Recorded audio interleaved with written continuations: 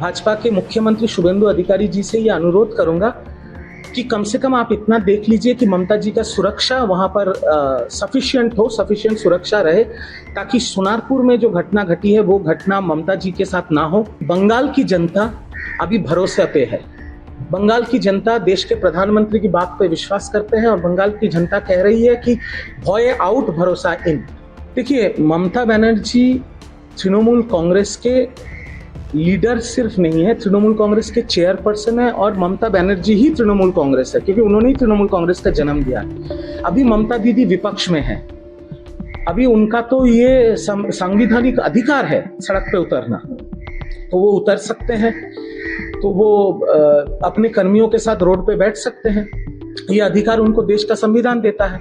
मैं सिर्फ भाजपा सरकार जो अभी बंगाल के सरकार में है और भाजपा के मुख्यमंत्री शुभेंदु अधिकारी जी से ये अनुरोध करूंगा कि कम से कम आप इतना देख लीजिए कि ममता जी का सुरक्षा वहां पर सफिशिएंट सुरक्षा रहे, ताकि सोनारपुर में जो घटना घटी है वो घटना ममता जी के साथ ना हो, क्योंकि बंगाल की जनता अभी भरोसे पे है। बंगाल की जनता देश के प्रधानमंत्री की बात पे विश्वास करते हैं और बंगाल की जनता कह रही है कि भय आउट भरोसा इन। तो बंगाल की जनता का ये जो भरोसा है भाजपा के ऊपर, शुभेंदु जी के ऊपर या शमीक जी के ऊपर, कि अभी बंगाल में भय नहीं है, अभी बंगाल में हिंसा नहीं है, उसके ऊपर थोड़ा ध्यान दे, ताकि ये भय, ये हिंसा, ये तृणमूल कल्चर वापस से बंगाल में ना आए। जी, अभिषेक बनर्जी घर में सीआईडी ऑफिस आया हुआ था, उनको लाने में सिर्फ तालिका उनका घर में उसे बने के हाथ नोटिस दिया हुआ है, क्या बोलिए? देखिए, ये जो सीआईडी का नोटिस जा रहा है सारे विधायकों को, ये जो असली मुद्दा है, ये मुद्दा बहुत गंभीर मुद्दा है। ये जो सीआईडी जो तफ्तीश कर रही है, जो जांच पड़ताल कर रही है, ये इसलिए कर रही है क्योंकि ये इन्वेस्टिगेशन इनिशिएट किया है विधानसभा के सेक्रेटरी, बंगाल के मुख्यमंत्री शुभेंदु अधिकारी और बंगाल के स्पीकर ने। इनका दावा ये है कि जो नेता प्रतिपक्ष है उनके लिए जो विधायक का साइन लिया जाता है उसमें फर्जी साइन है। ये तो बहुत गंभीर बात है। मैं तो ये मेरे दिमाग में ही नहीं आ रहा है कि तृणमूल कांग्रेस के पास अभी 80 विधायक हैं। 80 विधायकों को बिठा के तृणमूल कांग्रेस पूछेगा कि किसको आप चाहते हैं नेता प्रतिपक्ष बने, सब हाथ उठाएंगे, जो लोग मेजॉरिटी होंगे वो साइन करके दे देगा, वो विधानसभा में जाएगा और वो ये आदमी नेता प्रतिपक्ष बनेगा।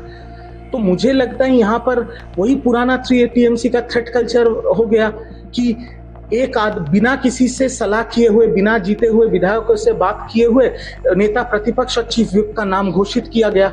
और मैं तो ये भी देख रहा था कि तृणमूल के एक जीते हुए विधायक वो खुद बोल रहे कि मैं तो घर पे बैठा था, तो मेरा साइन किया किसने? तो मतलब किसी ने उनका फर्जी साइन किया है। ये तो गंभीर आरोप है। सीआईडी तफ्तीश कर रही है और तफ्तीश में अगर कुछ गलतियां निकल जाती है तो कानून की तरह से चलेगा। बट ये हुआ क्यों? यही तो हैरानी की बात है। ये तो होना ही नहीं चाहिए। एक पार्टी के 80 विधायक है, वो 80 विधायक बात करके तय करेंगे नया नेता प्रतिपक्ष कौन होगा। वहां पर फर्जी साइन करने की जरूरत क्यों पड़ी? यही तो मेरे दिमाग के बाहर है। तृणमूल कांग्रेस में नेता निश्चित हुए, सब आपने पदत्याग कर रहे, क्यों इस तरह से पदत्याग क्यों कर रहे?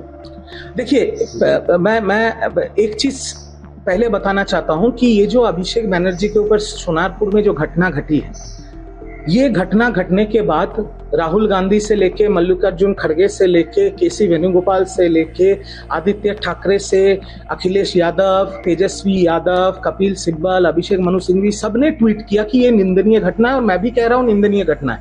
पर मेरा सवाल दूसरा है। मेरा सवाल यह है कि तृणमूल कांग्रेस के आज भी 80 विधायक और 42 सांसद हैं। उन्होंने कितने ट्वीट किए? कल जब अभिषेक बनर्जी को अपोलो और बेलव्यू हॉस्पिटल लिया गया तो वहां पर कितने सांसद और कितने विधायक मौजूद थे? जब अभिषेक बनर्जी साउथ 24 परगना सोनारपुर में गए जहां पर उनके ऊपर ये हमला हुआ, वहां पर तृणमूल के कितने कार्यकर्ता थे? और जो लोग मैं आज जानता हूं कि जो लोग गिरफ्तार हुए हैं 5 या 6 जन, वो सारे एक्स तृणमूल हैं। जहां पर यह घटना घटी वहां पर सांसद तृणमूल कांग्रेस का है, मैं किसका नाम नहीं ले रहा हूं। वो कहाँ है? वो क्यों नहीं गई अपोलो हॉस्पिटल या बेलव्यू हॉस्पिटल, या वो क्यों नहीं थी अभिषेक बनर्जी के साथ? मैं दिल्ली के सांसदों का बात छोड़ देता हूं। जो सांसद कलकत्ता में रहते हैं, बंगाल में रहते हैं, या जो 80 विधायक है वो लोग कहाँ हैं, वो लोग कहाँ पर है? तो बात यह है कि 25 दिन बाद आज तृणमूल कांग्रेस सड़क पे उतरी थी। तृणमूल कर्मी जो मार खा रहे थे, तृणमूल कर्मी जो भागे हुए थे, तृणमूल कर्मियों के जो जान माल के ऊपर तोड़फोड़ चलाया गया था, वही तृणमूल कांग्रेस बीजेपी के नेताओं से बात करके, कहीं पे कान पकड़ के, कहीं पे हाथ पांव जोड़ के, कहीं पे फाइन देके वो घर वापस आए। तो बीजेपी ने तृणमूल के कर्मियों को घर वापस किया, बीजेपी ने तृणमूल के कर्मियों को सुरक्षा दिया, बीजेपी ने तृणमूल के पार्टी ऑफिस वापस किए। तो जब बीजेपी तृणमूल कर्मियों को सुरक्षा देंगे तो वो तृणमूल का झंडा क्यों पकड़ेंगे? इसीलिए जो रेजिग्नेशन देख रहे हैं आप, वो इसीलिए हो रहा है क्योंकि उनका दिल टूट गया है तृणमूल कांग्रेस से।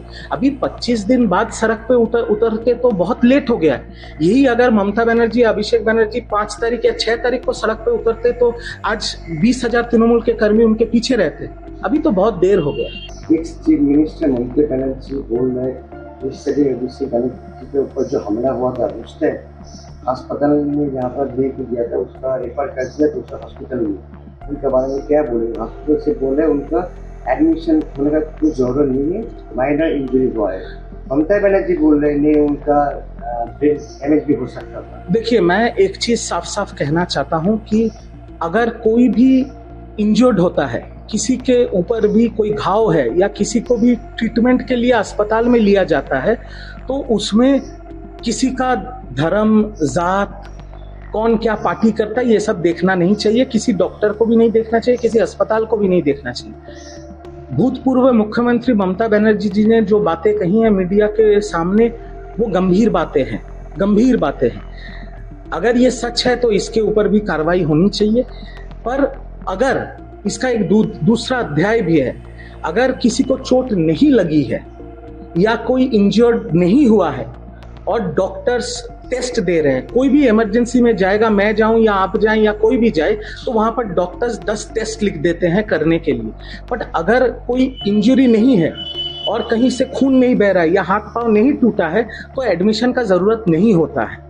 तो उस जगह पे अगर राजनीति करने के लिए अगर किसी को एडमिशन दिखाना है या किसी को एडमिट रहना है, तो वो चीज भी सही नहीं है। सच क्या है, झूठ क्या है, वो ममता बनर्जी जी जानते हैं और अस्पताल के जो सीईओ है, जिनके ऊपर भूतपूर्व मुख्यमंत्री ने ये आरोप लगाया है, वो ही बोल सकते हैं। हम बाहर से सिर्फ इतना कह सकते हैं कि अगर कोई इंजर्ड है तो उनका इलाज होना चाहिए, वो किसी भी पॉलिटिकल पार्टी से हो, और अगर इंजरी नहीं हुआ है तो राजनीति के चक्कर में उनका एडमिशन भी नहीं होना चाहिए। प्रभातखबर.com, विश्वास वही, रफ्तार नहीं।